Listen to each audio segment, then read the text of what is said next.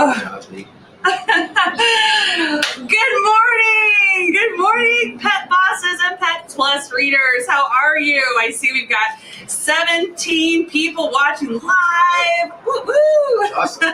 We had a little bit of a technical delay. Some lights. We actually probably don't even need the lights anymore now. I'm thinking. We had the really smart idea to do this outside since we're at a dog park. Yeah, we created some challenges. We wanted to give you the dog park experience. This is new. I'm looking at this is different. Normally my camera, I'm using this one. We got this camera. You're so smart. You picked up on that. Not right away. I was staring at that for a while too. Yeah, so everybody's right there. Everybody's right here. Yes, guys. It does look for those of you who have seen our Pets Plus live Beyond the Pages before. Normally, I'm using my webcam, and you have a hard time focusing on what I'm doing. And now we just got this fancy camera, and I kind of feel like I'm like, Good Morning America coming on location now. We've got a camera crew, a live audience member, which we'll get to in a second, and yeah, so we tried to show this awesome dog park. Here I'm at Barkay Dog Bar with Leib, and please pronounce your last name for me. Dodell. Dodell. It's a tough name. I'm stuck with it. Leib Dodell. I was telling him earlier that I was like, well, Daniolo's pretty tough too. So thanks. Dodell and Daniolo, we could be a law firm. We could, or like bakery, maybe like a film production company. We've got practice now. Go to Hollywood with this. I like it. Well, guys, I am here because Leib and his company and owners and business Barkay just won America's Coolest Pet Store. Look at that. It's super, super cool. This is for the 2019 year, and I'm so excited because you guys know that I interview the coolest store that gets featured every month. I interview them on these Pets Plus Live Behind the Pages, and we kick it off with a brand new year this year. There are our top dog here, our top winner, Barkay, and then there's also second place, Wag Central, and then third place is Barker's Lane, and I'm going to be interviewing them over the next couple months. But I was so impressed this year with all of the people who won. I mean, it was tough. Yeah, I mean, we're incredible. We're a year old. Yeah. So to be named America's Coolest Store after a year is incredible. It's really impressive. Especially with all the great independent pet businesses out there. So we're pretty excited, obviously, about this. Yes, and I was excited too when I found out because it's actually been on my bucket list to come here. Did you know you were a bucket list I did. place? It feels good to be on someone's bucket list. Yeah, So yeah. Well, actually, let's bring on Crystal. Crystal from Beer Paws is our live audience member. Hi. Come on around, Crystal. I heard about Barkay to begin with because little tight squeeze, but because everyone, this is Crystal from Beer Paws. Crystal's in the area. Do you tell everybody about Beer Paws? So I started Beer Paws a few years ago with a bottle opener for a dog collar, and then that kind of devolved into other things we could do with dogs and beer. So we do spent grain dog treats where we work with local craft breweries, and of course a doggy beer, which they happen to serve They sell the dog on beer. tap Yeah. at Barkay. Awesome. And that's one of the things we'll talk about is your partnerships and how you've grown, but you guys have had a partnership from the beginning. Absolutely. And that's how I heard about Barkay, and that's how they ended up on my bucket list, was because you were posting pictures and using social media to grow the following, and so then when I heard that they won and I saw the announcement and we were already going to be driving to Las Vegas for the show, Kansas City happens to be on the route. It was meant to be. So, well, thank you for being here today. Absolutely. I'm here to help. Okay. She's already been helping a lot with our tech problems here. Okay. Well, why don't you tell us now about Barkay? Yeah, so what we've done is we've combined a dog park with a bar, restaurant, and event space. Okay. To create a really unique and joyful destination for people and dogs. There's 3 founding partners of this business. We all had normal careers. My background is actually in law and insurance, believe it or not, so I actually get to use a little fun after 50 years. And we all had normal lives, but we all loved our dogs. And we felt that there was a missing piece in the dog owner experience, which is that there's great products and services and food and toys, but there was nowhere to go. And we couldn't understand why nobody was creating safe, smart spaces for people and dogs. We would go to public dog parks, and they're great. And here in Kansas City, like probably in many of your cities, there are great public dog parks, but they're very limited in what you can do there. There's no gatekeeper. There's nobody there in the event of something happening. And you put humans in the mix, things can kind of deteriorate rapidly. There's no place to sit, certainly no place to get something to eat, no place to plug in your laptop. And so we thought, let's create a brand new experience for people and dogs, and that's how this came to be. And how long ago was that idea? Well, the idea was about 5 years ago, believe it Okay. or not. And that's one of the lessons for pet entrepreneurs out there, which is like, it takes a long time, especially if you're trying to do something unique and take an existing segment to another level. Like, you can't give up. Like, we had so many false starts and dead ends. The biggest challenge for us, obviously, was finding a location. Because we need 2 acres of space, and we're a startup, so it's not like we can afford to, buy 2 acres of land. So we had to work with city officials to find a piece of land that was unused and frankly unusable for pretty much anything except our business models. Well, I wonder if Joey, are you able to spin the camera a little bit so we can at least show? We couldn't sit in front of it because of the light background, but So what you're seeing here, we're on 2 acres of land in what's called Berkeley Riverfront Park, for those of you who know Kansas City. And that is a giant highway bridge called the Heart of America Bridge. It's 6 lanes, literally going right over the top of the park. So, and there's also railroad tracks, if you can see them, like immediately behind the bridge. A train will probably go by during this podcast. So this is what developers call found space, which means like it's just land that's sitting here, not being used, and frankly thought to be unusable. And we were able to come along and persuade the city that we can take this land and turn it into like a beautiful community meeting place. yeah, it is really, really special. I have a doggy daycare in Chicago, and years ago I thought about what can we do with this space, because I had to convert an existing store space.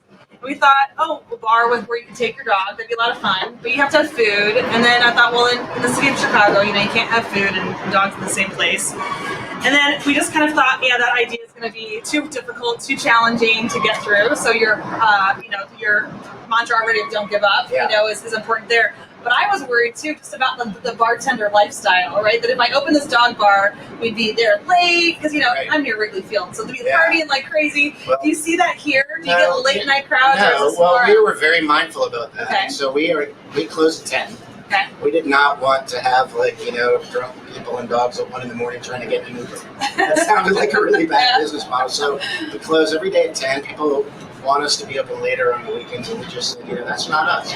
Come here and have a great time with your dog and listen to some music. Do have live music.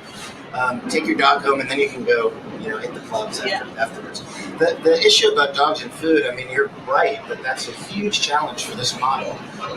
In most places you can't do it. In Kansas City you can't do it. So we had to actually spend a long time negotiating with the health department in Kansas City to get a variance to specifically allow us, under very carefully controlled circumstances, to have dogs on this outdoor patio and allow food service. So again, it's not easy to do, and it takes a lot of perseverance.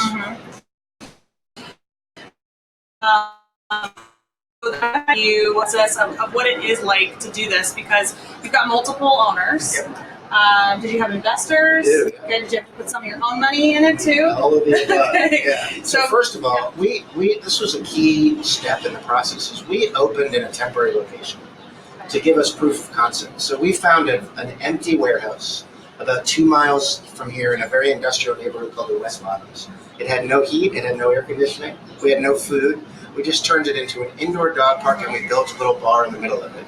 Crystal was there many times just to test the idea. Like, do people want this? Because we wanted it, but we didn't know if everybody would. Right. And the place was like an instant sensation. We had a limit of 50 people at a time. That was the max that we could have occupants with, and we're almost always at 50. Yeah.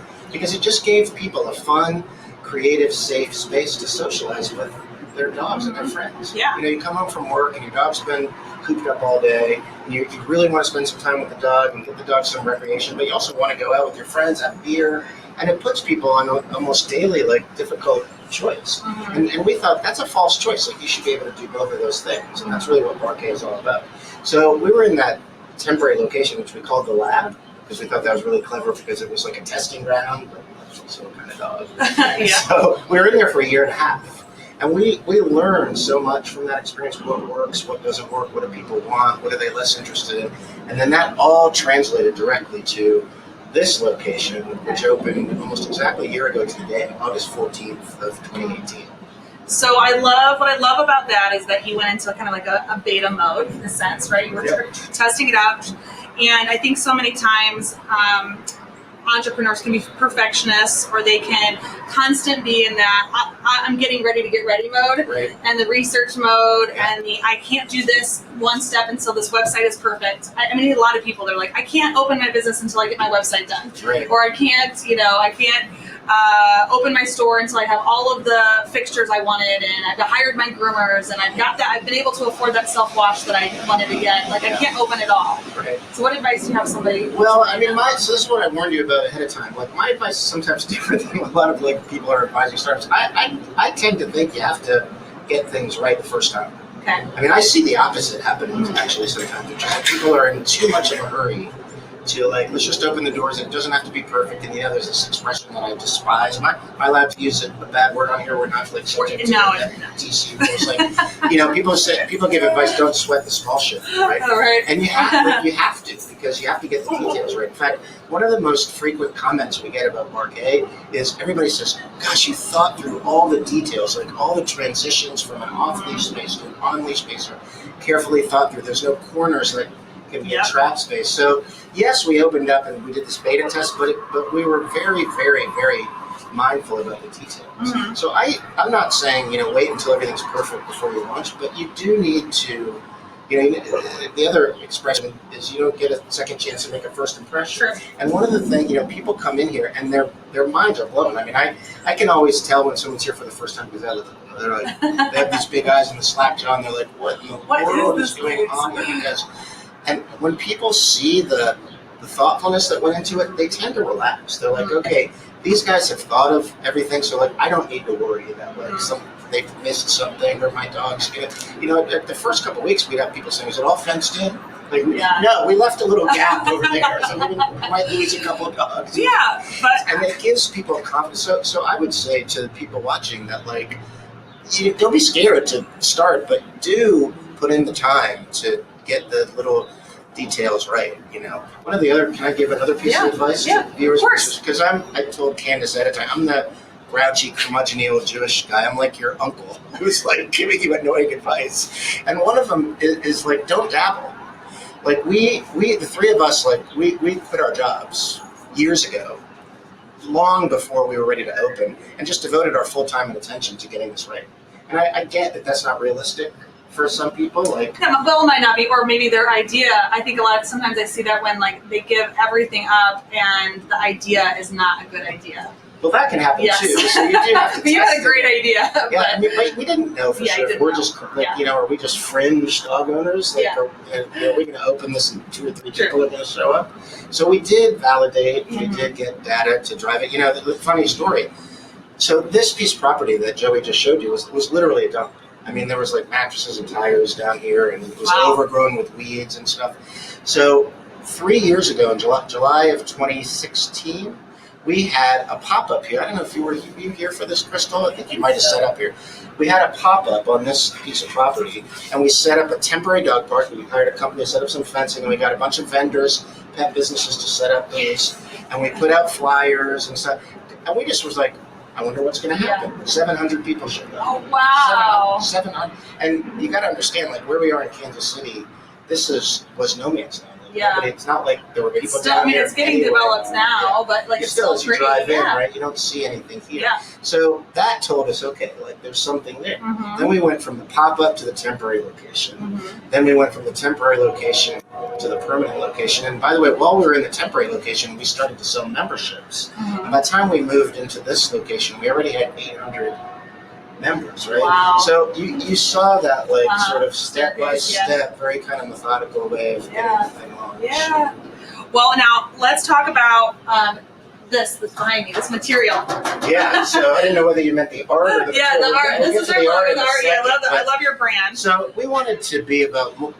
One of the things about Barquet is it's so much more than just a bar or a dog park. There's so much going on here. We really wanted to create a sense of community. And one of the fundamental themes of Barquet, one of our core values, is environmentalism and being progressive in our use of product and use of space. Even the land itself, like I said, found space. Like we reclaimed a perfectly beautiful piece of property from obscurity. Same with these building materials. This entire campus is built out of repurposed shipping containers. So this is like literally like a 10-year-old shipping container that we bought 17 of them off a lot. 17. Wow. 17 went into this because not only are they used to build the structure, they're used to build a lot of these features that you see out in the car. Mm-hmm. So, these are authentic, old shipping containers that we're just going to sit there and turn into debris, and we turned them into something pretty cool. Do you find other cost savings to doing this, or No, just more quite the opposite. Yeah, I mean, people think it's cheaper, but the containers are actually cheap. And if you guys want to go buy a container, you can buy one of these for about $1,800. The problem is that's just the beginning. Then you've got all the metal work. I mean, you can see like where we're sitting right here. These are two 40-foot containers side by side with the center wall cut out. And then part of it juts out to create this little balcony. What you haven't seen is that the rest of it creates a little meeting space in here that maybe we can show everybody later. So all the metal work that went into taking these containers and turning it into this, and then insulation, because they're not insulated, so you have to figure out how to insulate them, but also leave the surfaces so people can see what it is. So we think it's beautiful, and it also, we're in this very industrial location. We're like under a bridge. I mean, can you see, Candace, like if you let your eye kind of the pattern, over the top of right the container, leads your eye right to the underside of the bridge as if they were like a seamless part of the whole. And that was just sort of dumb luck. So it just really works for this location. Yeah. And then the art. Yeah, we also maybe after we're done, if we have a chance, we can stroll and get some images of the art. But we wanted to make this also about creativity. So this says, I don't know if everyone can see it, but it says, "Barcade gives me wings," and it's people have seen these like on Instagram. Oh yeah, the wings. Yep. With the wings, and you put your dog right here, and we even have a little stand for the little dogs so they can get up to wing height. Yeah. And then people just put their pop right here, and it creates this beautiful image. And one of the cool things about our business is that the marketing has been completely organic. Because people come in and they take images. There's so many sort of Instagrammable moments around the property, and they take the pictures and they post them for us, and then they tag us, and then 100 people that their friends say, "What is that? Where is that place?" And then you get this whole dialogue going, and it just sort of feeds on it. Yeah. That's the beauty of our industry. People love their dogs. They do.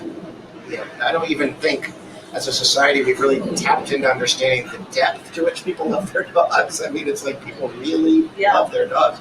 And they love to see pictures of their dogs, right? And give their dogs new experiences. And so it doesn't matter what business you're in the pet industry, your business, of course, the people are going to do your marketing for you. You're going to take a picture of their dog having a beer and share it, and 100 people are going to see it, and then 100 more people are going to see it. So that's a huge opportunity for us in the industry that we're in. Absolutely.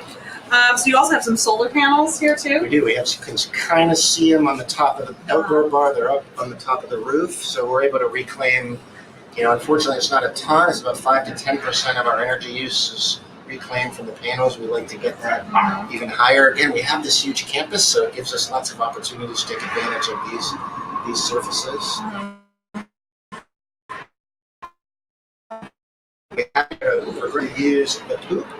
I thought about that in my doggy daycare too. A lot of it. In fact, I don't know if you can see there's this. a bunch of dogs running around. I don't know how easy it is to joyfully playing out in the park already. They're over by the We've water. only been open about 15 minutes because we open at 9 o'clock.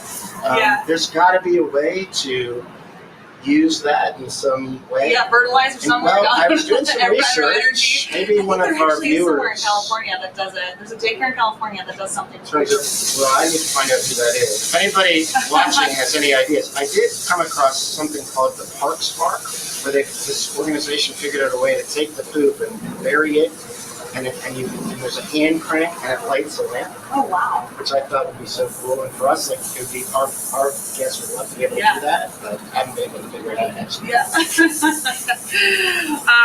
Your next business. I want to do it in this one. Now, Just got to figure out how to do it. All right, so a lot of the interviews that you've done have been marketing about your business. We've talked a lot here about the business. And for anybody who keep looking at my camera down here. For anybody who wants to know more about Barcade and see more of the property, just go to their website. It's barcadedogbar.com or their social media. And we will for sure go around, take more camera and videos and send those and put those on the Pet Boss Nation social media.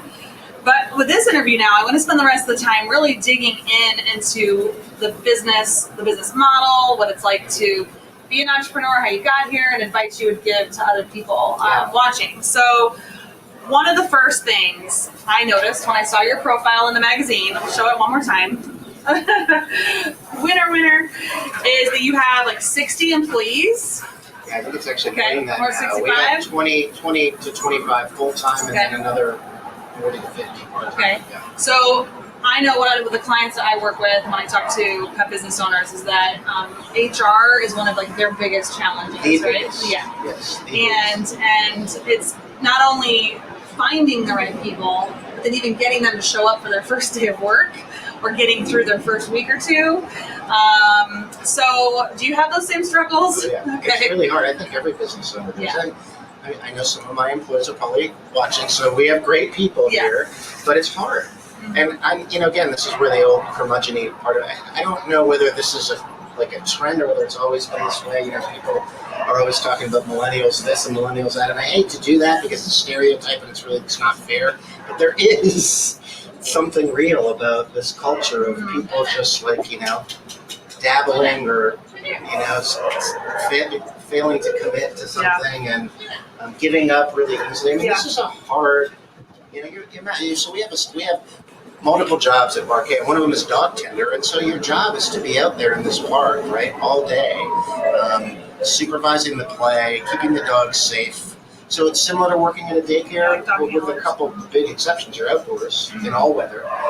The owners are there with you, so unlike a daycare where you're kind of behind the curtain, and it's not obviously you're not mistreating the dogs. Yeah.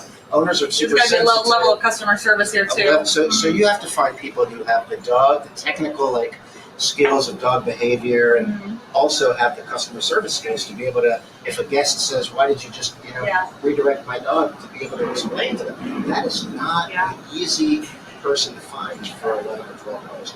Right. And we do the training. So I wish I had a magic bullet for how to solve that problem.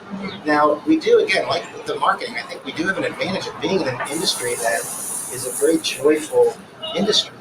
So I always thought from the beginning, we are a bar and a restaurant, so in a way, if you work in the kitchen or if you're serving, is it more joyful because there are dogs playing outside? I always thought so, but I'm not sure that directly translates right to the, if you're a salesperson at a pet boutique, is that more fun than being a salesperson at a shoe store?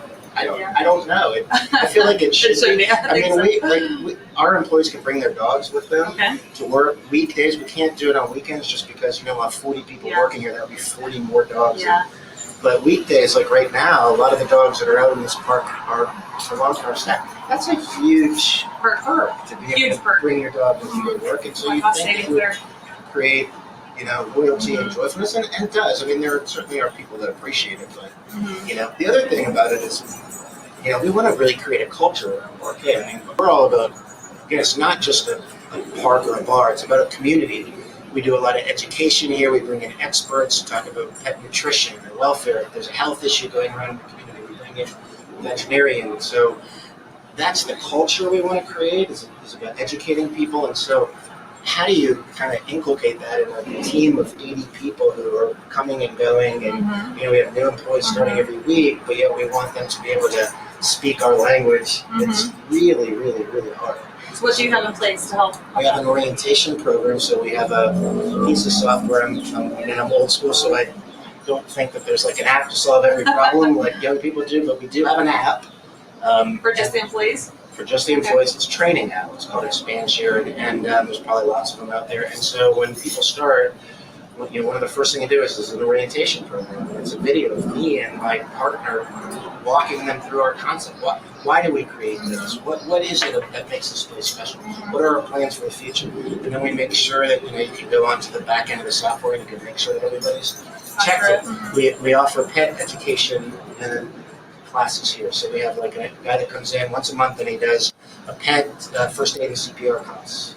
And is it open to the public? It's open to the public, but we put a couple of our staff through each time. It's free to the employee. Cool. So we're trying to do all these things to make people realize that this is different. But every business is different. Right? Yeah. So I think at some point people tune that out, and if the ownership doesn't live and breathe that, then it's not going to work. Right. So we really try. I mean, I'm a self-proclaimed crazy dog guy. I mean, and the staff see that. I mean, I'm every single day, I'm out in the park interacting with the dogs and with the guests. Yeah. You know, if I see one of our value propositions here is that unlike a public dog park, we're 100% clean 100% of the time. Now, it's almost impossible to achieve that when you've got 200 dogs in here, but we try. So if I'm out in the park, I've always got bags in my pocket, and if I see a mess, I pick it up. That's right. And people notice, the staff notices, and guests notice. Right. So that's, absentee ownership in a startup business is a recipe for failure. Like, you have to be present. And I've seen entrepreneurs, they start this up and then they get it right and then they turn their attention to this project over here and nobody's watching that. Yeah. I mean, how many times have you gone to a business, I don't care whether it's a restaurant or a store, and the space is beautiful and someone's obviously put a lot of care and passion into the design, but the experience is like ordinary. The staff they're in their phone or they're disengaged, and there's this disconnect between the time and attention that went into the building of the business and the management of the business. And those are intertwined. You can't separate those. Sorry, I tend to get carried away. It's good. I love what you mentioned about sharing your vision and the purpose for what you guys are doing, because you have to get that buy-in from the beginning, right? Because people will oftentimes work either for less money or do tasks or work shifts they didn't really want to do if they believe in what the company is doing and if they feel like it's a good fit. Fit is way more important than anything else, I believe. If you can train skills and we teach. People love talking with their dogs, so we teach the staff, like the servers, when they see the guests. Did you bring a dog? What kind of dog? You get them talking about their dogs, right? And the servers are, we tell them about your dog. Oh, I've got Airedale, And you break the ice with that, and you kind of personalize that relationship between the server and the guest, and then it's such an easier transaction. From that point forward. How's the sound, everybody? Is our sound okay? We're using a brand new camera and mic, and I've got the trains going by. So tell me in the chat. I can see some people were chatting already. Is our sound all right? Can they ask questions? They can ask questions, yeah. If you guys have any questions? Yeah, they can ask questions, and we're happy to take them now. We can take them at the end. If you guys have any questions, just type them in the chat. There's a little bit of a delay. Okay, sounds okay. So, okay, sure, it's good, okay. Because when I say sounds okay, like, is it okay? Like, you're struggling through it, Karen? Or you can hear us good? All right. Okay, so I know I don't want to feed you questions, but I know you said before you want to talk a little bit about like financing and how to do this, the funding startup. Yeah, sure. I mean, because again, so the things I hear about, the struggles are team, and then it's cash flow. Always cash flow, which is a little different than investing and getting the initial funding. Related though, right? So what financial advice do you have for all our I don't know about financial advice, but I can tell you kind of our story. Like this, what I love about this business model of ours, but what also made it challenging is that we live in this era of like tech start. Everyone wants to have a tech start.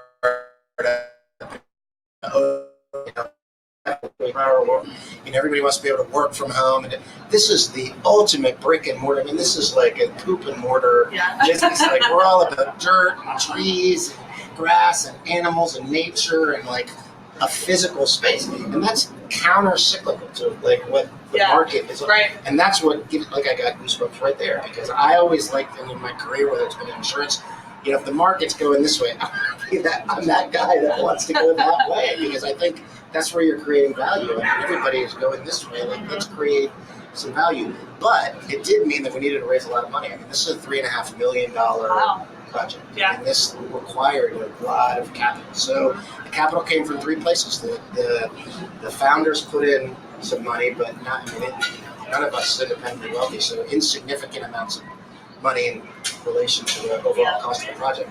We then went out and raised equity from individual sort of friends and family type investors. You got to do, if you're going to do that, you got to be really serious about it.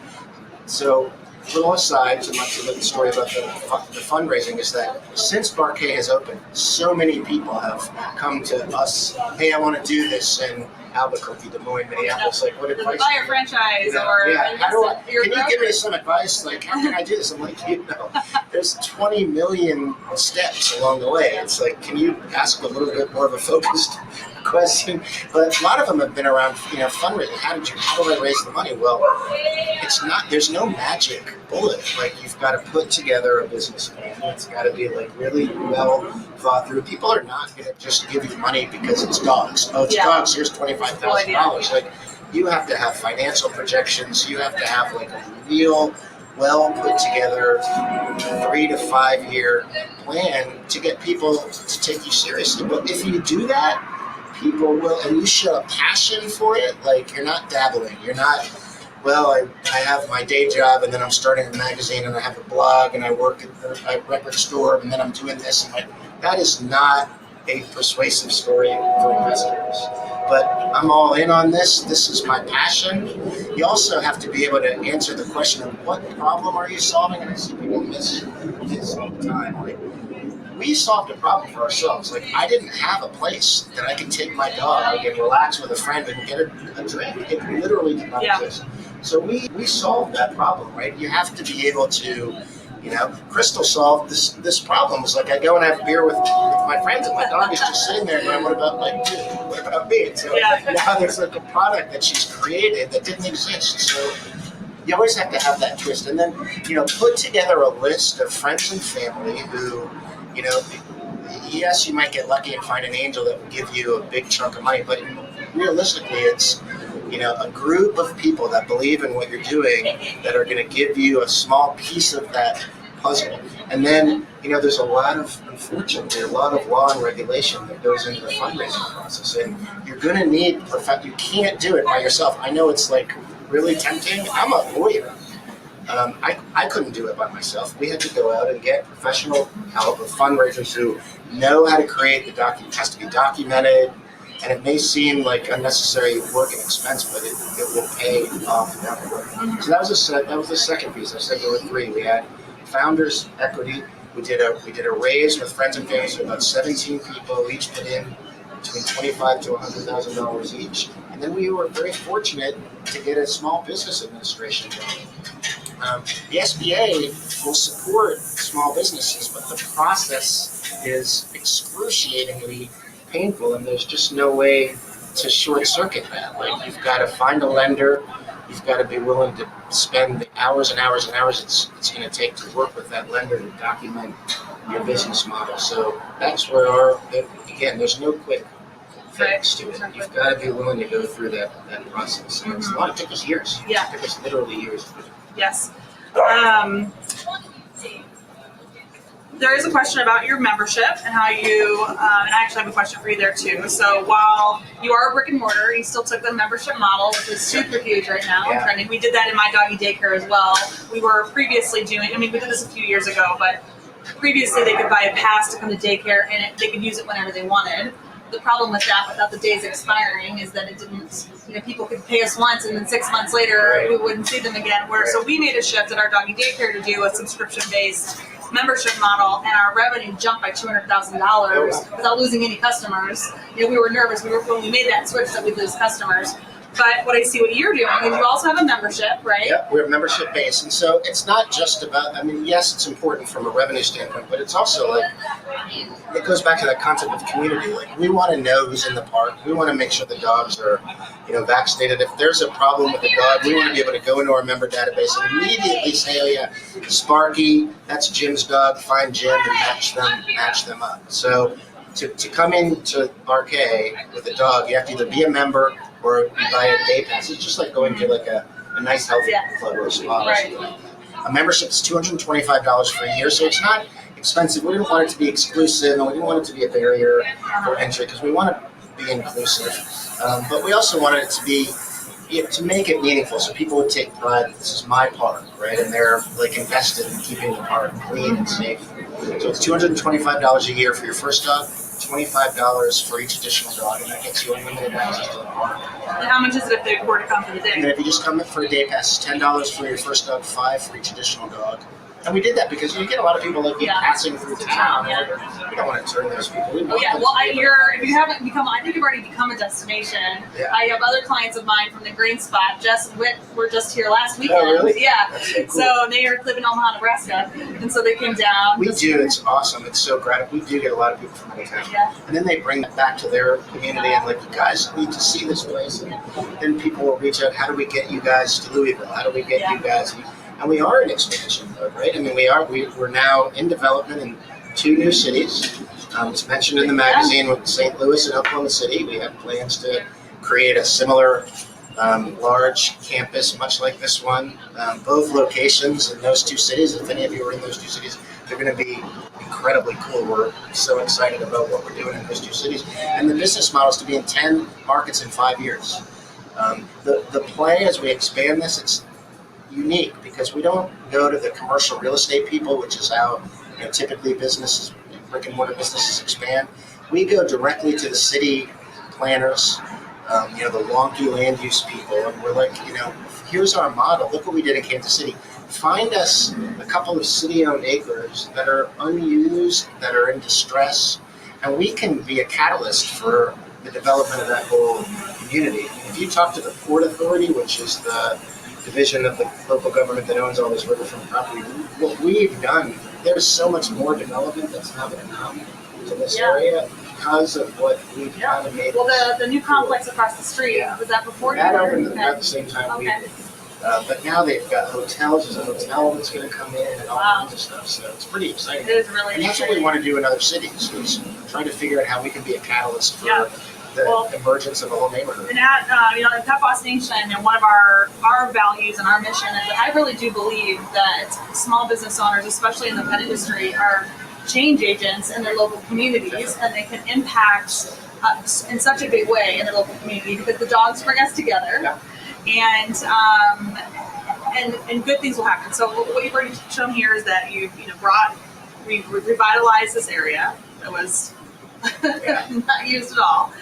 Tons of people are coming here now. You're bringing the traffic, you're bringing the good energy, you're bringing the good memories, and the tourists now are coming too. They are. And you're right about when you say dogs are icebreakers. I mean, imagine a bar where there's like dogs running around that's like an instant conversation starter. Yeah. So we, I think, have created a lot of new friendships and other relationships just by this environment, because this is like a safe place to start it. Yeah, it's great. Even networking in terms of like relationships that form between new people meeting other people. Like it's amazing. Yep. And there's another element to Barcade, which, especially for this audience, that I want to mention, which is that we want to be a hub for the pet industry. So we have so many pet businesses. First of all, Kansas City, we're right in the middle of what's called the Animal Health Corridor. You're probably very familiar with the Animal Health Corridor, but it refers to this land from Manhattan, Kansas to the west to Columbia, Missouri to the east, right? It's called the Animal Health Corridor because there's about 300 animal health companies located here. And something like this is a true fact. It doesn't sound possible, but 60% of the world's dog food is manufactured in this corridor. So all of these companies are right here within 100 miles of Kansas City. So we want to be the hub for all these businesses, and it started like the Kansas City Veterinary Medical Association has their monthly board meeting right in this room. Hills and Bear, they all have their off-site meetings here. It's, small pet businesses like First Crystal use this as a way to engage customers. So meetings. Yeah, well, you and I were already talking about how a Pet Boss Nation you guys need to do this here. Get together would be fun here. Awesome. So that might be in the works down the road. One of the questions to get back to your membership model, is there a reason you didn't go month to month? Yes, we don't have the system to support it. So this is another thing. It's like a lot of, especially for startups, like we all work for the IT department, right? Like the technology can be a huge challenge. And don't get me started on the frustrations of that. So to keep it simple, we just launched with an annual membership only. But we always knew that we wanted to do a monthly model. Yeah, the other challenge for the monthly model is that because we're so seasonal, there's a concern that someone could buy by the month. They would buy a couple of months in the summer, they cancel for the winter. So we're going to have to figure out how to do the pricing of that and everything. But we will have a monthly model at some point. Yeah. Jan wants to know if there's a retail area. There is. We have a small, thank you for asking, we have a very small retail area in front of the store. It's mostly like Barkay branded shirts and hats and things like that. We haven't, again, strategic decision, like, do we want to compete with pet stores? Like, probably not, because we want all these other pet businesses to think of us as an ally and send people to us. And, same thing with things like daycare. Like, if right now all the daycares are allies, like they tell their customers about it. But the second we start offering a daycare service, now we're in a competitive position and it changes the dynamics. The cool thing about our business is that we're really not competing with anything. I mean, you think about it, it's like totally accretive to the industry because there wasn't anything like this. And so really the only people that maybe we're competing with are restaurants that have dog-friendly patios. But we do have a retail area, and like I said, it's mostly right now we do sell some of beer paws stuff, but it's very few third-party stuff. We have branded Barkay hats and leashes and collars and stuff like that. And it's also on the website. So if you go onto barkaydogbar.com, there's a merch section on the top. You'll see, I think it's called swag, and you can order some t-shirts. We have some really cool t-shirts. Yeah. Then also it looks like we have a question about the cleaning products that you use. Yeah, so we use, our main disinfecting product is called Odoban. Many of you who are in the pet industry are probably familiar with it. So we use that on all of our surfaces, at least once a day, sometimes more. In fact, maybe when we scan the park again, there are multiple stations around where we have spray bottles of Odoban and then scrubbers. And the staff they're instructed, if there's a mess that they go and they remove the physical pieces and then they come back and spray and scrub to keep the park clean and safe. I'm laughing and smiling because we've got some cute visitors here down below. Down there. Yeah. They are free, constant free entertainment. Yes. It's hard not to smile around here. And speaking of entertainment, I can't remember if I mentioned this before we went on or after, but we have a stage. So right in the middle of our park, there's a large stage. It's actually called the Seresto stage. Seresto is a bear's flea and tick collar, and so they've sponsored our stage. And on the weekends, we have musicians performing, like Friday, Saturday, Sunday. And it's awesome because, like, how many people have been able to bring their dog to a concert? Yeah. The dogs run up on the stage. They occasionally knock over a speaker. Too bad it's not Friday night now. The musicians get to bring their dogs to their gigs, and a lot of them are like, this is so cool because my dog's never seen me perform. Yeah. So little things like that just make it a really unique experience. And we also use that stage for speakers. We have authors come in and do book signings. Oh, wow, yeah. And just all you have different lots ways. of fun events. You have lots. I went through your Facebook page. Okay, so right now you've got industry nights, which I thought was so cool. Yeah. Pet industry and like restaurant bar industry night. Right, because combined. a lot of bars have industry night. They're talking about the service industry, but we kind of are in the intersection of two different industries. So Love it. anyone who works in the pet industry, whether you're a vet tech or a dog that you're working to take care of, Monday night you come in, your dog gets in free. We have drink specials. Yeah, maybe we should come back later tonight, Joey. Industry night. We get it. And then there's trivia night, which a lot of bars do that. Yep. Movie nights. Yeah. So do you pop up a projector? Or? We do. We have a large screen with a projector, and this is new, and we just started that. But again, like that, we're trying to create new experiences where you can bring your dog to something that you can ask to only experience by yourself. So imagine being able to come and watch, the art of racing in the rain, and have your dog with you while you're experiencing. Yeah. So we're going to start doing that, which we're really excited about. And I love the running club. We have running club on Thursdays where we can come and we've got actually a certified 5K course. It's lots of finishes right in front of So now that's something that no matter what kind of a pet business you have, you could start a running club. All you these don't have things to, are. It's a bit. The retail industry is moving towards this idea of experiential, right? I mean, everybody in retail is concerned that traditional brick and mortar retail is on the decline. But if you can convert that into something experiential, where you're not just coming to buy a product that you can buy online, you're coming to have an experience, then you're on an upward trajectory. So I think for all of you out there, you can create experiences around your product or service. That's what the future is. Yeah, I absolutely agree. And you've got to bring people in and build the community and network with people and show value beyond the products.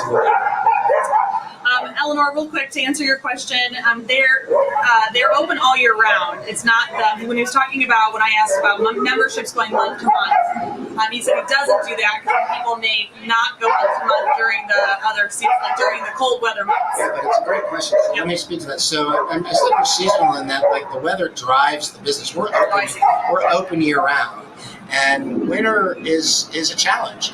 Now, our view, and I believe this like devoutly, like you still have to get your dog out. I mean, we're all dog owners. Like dogs don't care if it's 25 degrees, and they like my dogs like it even better when it's 25 degrees, and they still want to run.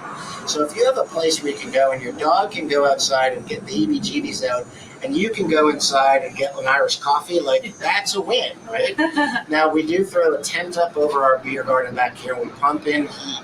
So it's pretty comfortable. So we think it's best of all worlds. So in our future locations, we're actually going to have indoor play space as well as outdoor play space. Okay. So like in St. Louis, we're looking at repurposing a ginormous warehouse. Okay. So now you're talking about a place where in the middle of winter, the hottest day of summer, you can have a conditioned space for your dog to get some exercise, which is going to be great. So I would love to know what it is that you think differently about business versus what other people in the pet industry might think. Other people in the pet industry? Well, I'm so new to the industry. It's like I feel guilty almost, like because we've only been doing this now for. Well, but you've been a pet parent for a while, and so Yeah. you've gone to different pet businesses and experienced different pet businesses. So is there something that you just feel like people are doing wrong? Or I wouldn't say doing wrong. I think there's so much opportunity for entrepreneurs in the pet space. I just can't. We're a $70+ billion industry. But when you look at, we spent a lot of time researching the industry because, we had to go to banks and investors and show them what this thing looked like. And if you did the pie graph of where the money's going, it's all going to very traditional sectors. I don't have the numbers in front of me, but, veterinary care and food and toys and daycare. And there's very little in kind of new product. Almost nothing. In fact, we're going to be at Super Zoo in a couple Are you of weeks. coming too? Yeah, I'm Okay, coming. cool. So I'll see you out there. And they have that area for like the startup products. So that's where I like to go because I want to see the new what's things, new. And this is a perfect example. Like, so many people have come to us and said, "Oh, you stole my idea," or like, "I had that same idea." I'm like, "Well, yeah, everyone's had this idea. Like, there's nothing super genius about this idea. It's about the execution of it." And I think that's true. It's, you think about as an owner, not as a business person, just as a pet owner, all the things that you have every day that are inconvenient or frustrating, or where you say, "Boy, I wish there was an X." Well, build it. The freaking X. Yeah. Like travel. Yeah. Like it's you other than you put your dog in your car and drive. Yeah. You cannot get your. Yeah. Why isn't someone creative? 40% of people have dogs. You gotta think of a market where you instantly capture 48% of the market. Like I remember a couple of years ago hearing about something called Pet Jet. Do you remember that? Mm-hmm. It was like an airline. Yeah. What happened to it? I Is don't it know. still there? I don't know. But why doesn't Southwest Airlines have one flight a One day? flight, something. Yeah, there could be something. Because what's happening now is because that doesn't exist. And I'm not defending this. Maybe a little bit. People are having to pretend that their dogs are sport animals. Mm-hmm. And then that causes all this controversy, right, about and they shouldn't do it, and that should be reserved for legitimate, sport animals. But there's no other way to get your dog on a plane. Right. And so people are forced to, I'm not going to put my dog in a crate in the cargo hold, are you? No, never. So, a bus service, something, vacations. Like, what if someone created a vacation business for vacation?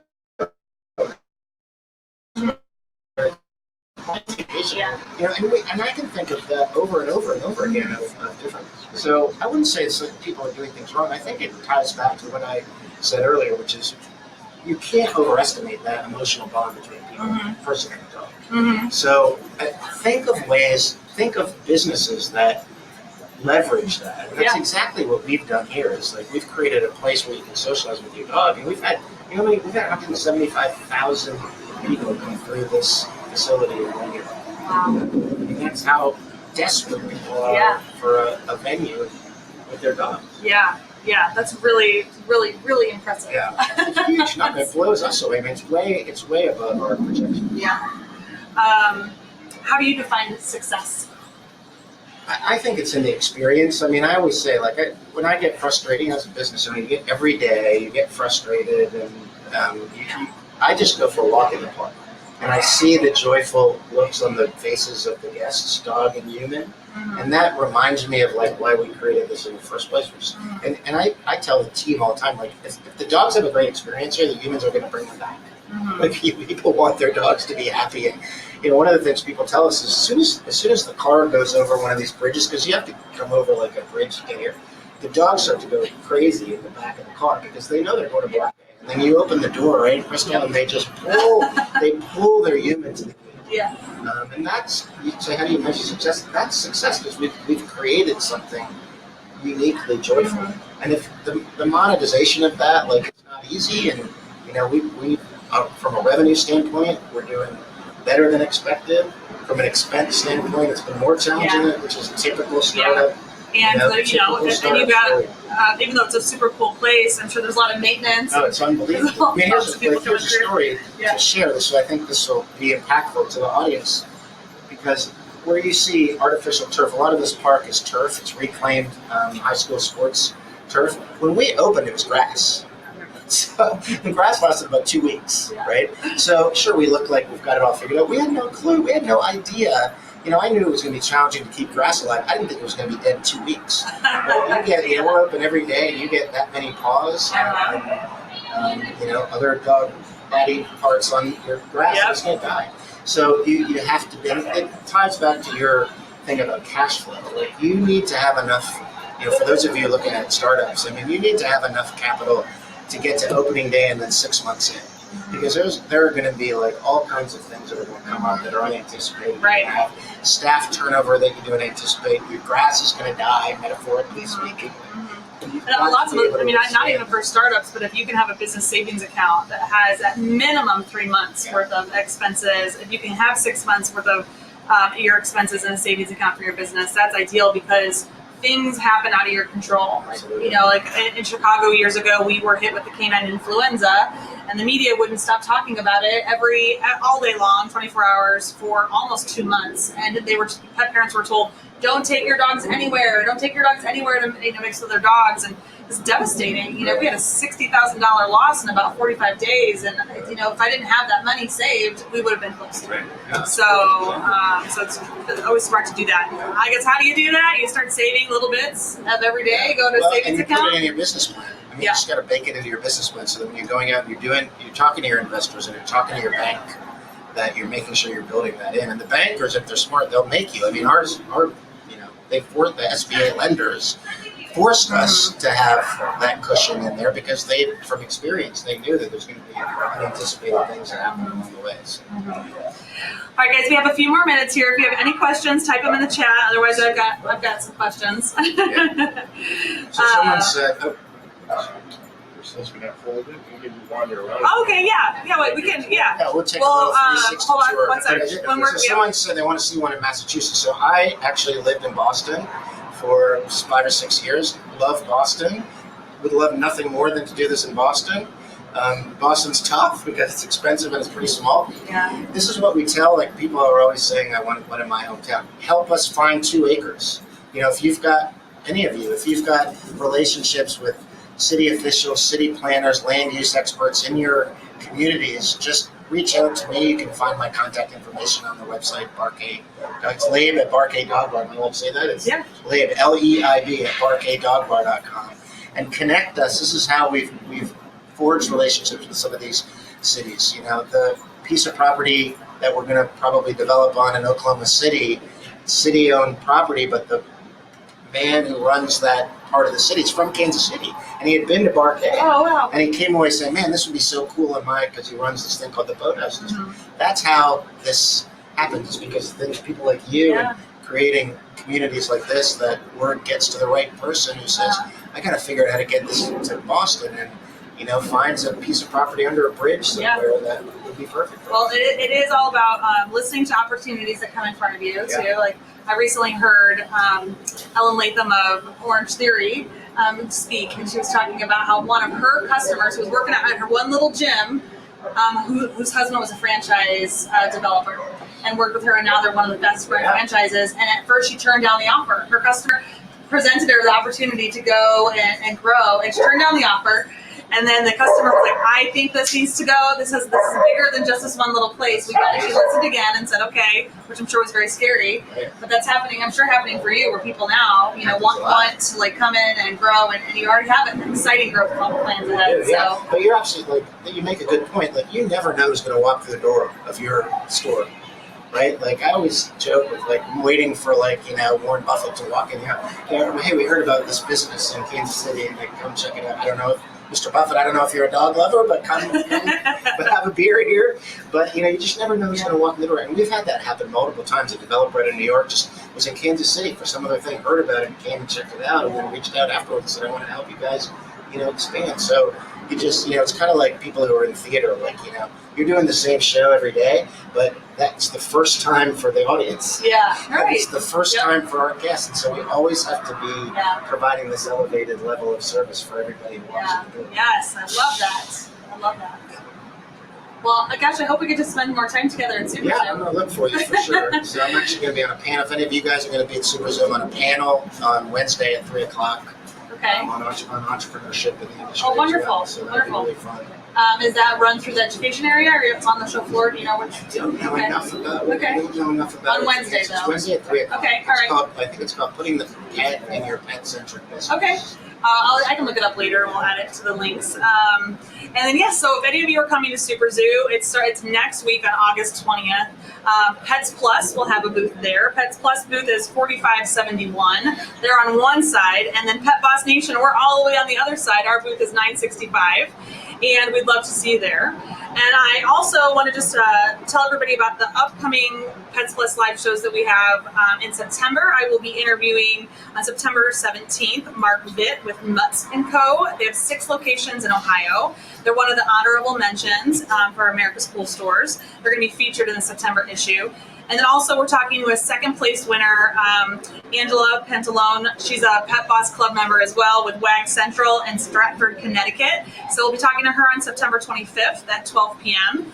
And then if you haven't registered yet for the Pets Wellness Health Summit, you absolutely have to do that. That's in Schaumburg, Illinois. It happens on September 30th. So guys, over the next 45 days, there's so much more business learning and development for you to do to help you with your pet business. So if you're ever in Kansas City, please come see us. Yes, you've got to come. Not even if you're ever here. Put it on your calendar, look ahead, make a special trip, and come to Kansas City, Missouri to Barcade. Well, thank you so much for having us. And we're going to, our Karen joke is that we're going to walk around.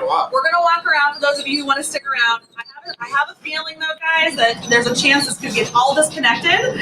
So if that happens and we lose you, have a wonderful rest of your week, and I'll see you at Super Zoo.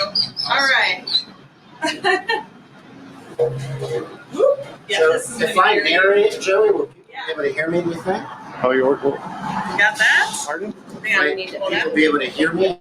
Yeah. They should. Okay, that's the camera. Hold that wire. You guys are going to get a little dizzy. Yeah. Hold that. This part. Yeah. There we go. There we go. All right. Gonna go. Yep. Okay. So like I said, this is the park out here. We've got all kinds of different services. We've got repurposed sports turf. We've got, look at these two guys right there. They've been watching the whole time. Have you guys been watching the podcast? We've got mulch, we've got sand, we've got pea gravel. That's one of the things we found when we were developing the property is that the play equipment that was commercially available was sort of pretty generic. And I don't mean to insult anybody who happens to be in that business, but there didn't seem to be a lot of creative play structures. So we created our own in partnership with local businesses. So that's a one-of-a-kind doggy jungle gym that we did in partnership with Westlake Ace Hardware. Just creates all kinds of different ramps and steps and platforms for the dogs to play on. If you can follow along here, scanning over this way, we've got what we believe to be the world's only dog climbing wall. It's done in partnership with ROKC, which is a local rock climbing club here in Kansas City. And so you'll just see that throughout the campus are these unique play structures and just different ways to keep people and dogs engaged while they're here. This is our patio and beer garden. We're going to try to be mobile. It's not easy. So we've got this large patio where you can actually dine with your dog.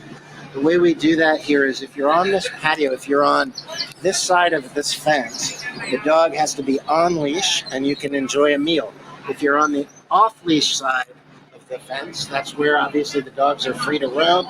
No food for obvious reasons because it can create conflict between dogs, although you can have a beverage. You can see we have an outdoor bar.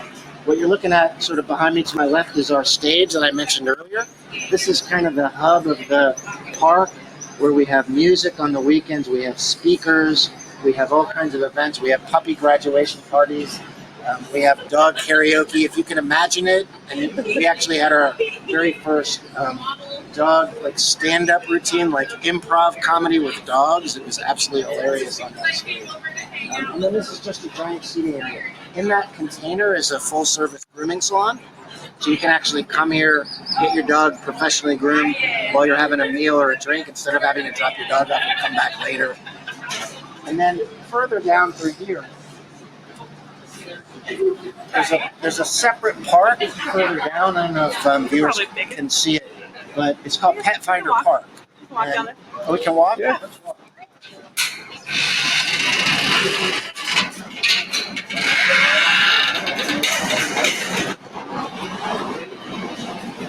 So Pet Finder Park is a separately enclosed area. It's about 3,000 square feet that we use for special events, primarily adoption events. So every weekend we partner with a different local rescue organization and we bring the shelter dogs in there and we try to match them up with forever homes. We find if you give someone a puppy and a beer, like you can close the deal really quickly. So we've gotten a lot of dogs adopted in Pet Finder Park and we want to keep doing that. So thank Pet Finder for sponsoring that. We've got a large patio up on the roof. Again, you can bring your dog up there on leash and sit, enjoy a meal.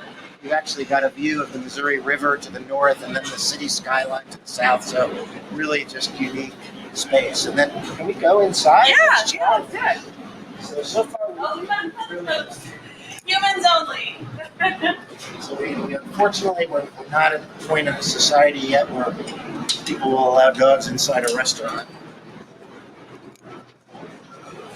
Yeah, so cool.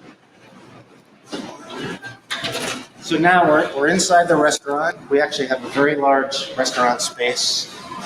We do breakfast, lunch, and dinner here 7 days a week. And we actually have really good food. So this is an important point. I'm glad we're in here because we were very careful not to fall into the trap of like, oh, we're the only dog park that has food, so it doesn't have to be like quality food. It can be a hot dog and people will be happy. That's a mistake. And I think there's a lesson there that just because we're in the pet business doesn't mean we don't have to be great at all of the building blocks of a great business. So even if you're a pet store, right, you still have to have a great point of sale system and great service and a great storefront and really smart layouts and all that stuff. So we actually hired a chef, and we call it healthy casual food. You can get, everything from basic bar food like a burger and fries to a tuna poke bowl to a falafel. Yeah, that's a pretty extensive menu. We also make food for dogs right out of our kitchen, so you can get like restaurant quality, human grade food, and you can serve it to your dog at the same time you're getting a meal for yourself. Which people love that experience. Again, it's all about being able to include your dog in what you're doing as a human. So and then they can take their food outside? Yeah, so they can take that outside. We can actually you can do a flight for your dog. It's actually served in a little bone-shaped flight, so you can get 3 different products. Oh, yeah, I saw those little bones. Again, you can see that the whole building is made out of containers. So it's got this very kind of modern industrial vibe. Pictures of dogs. This is cool. Those are my dogs. So those 2 dogs, the giant 10-foot tall pictures are my dogs. That's from the far end. That's Bear. That's Benji in the middle. That's my business partner Dave's dog, Mission. So they've become famous dogs. Yeah. But this is just a cool example of the architecture. So this is the other end of the room where we did the video shoot. And like I said, these are 2 shipping containers side by side. These are the original doors to those containers. And we were able to put these on to make them into barn doors. I mean, I don't know how much this weighs, but we're talking about a couple thousand pounds of metal. And the architects and engineers were able to turn this into a sliding barn door. It's just a really really cool feature. So there's stuff like that repeated throughout the compound. We have on the video screens, we have live cameras showing the park. So if your dog's out in the park and you want to come in and have a meal, you'll be able to kind of keep an eye on what's going on out in the park by watching the video screen. Gosh, this is like such a special place. Thank You guys have really built something truly amazing. Thank you. Memories are being built here. Stories will be told for ages. I'm afraid of that one. But no, we put a lot of care and thought into it. We love our dogs and we want to be able to see them. Thank you so Thank you. much. It's been an honor to be here. And guys, if you're going to Super Zoo, come and see us. And then if you're coming to Kansas City, come see Bert K. All right. Soon. Yeah. Bye.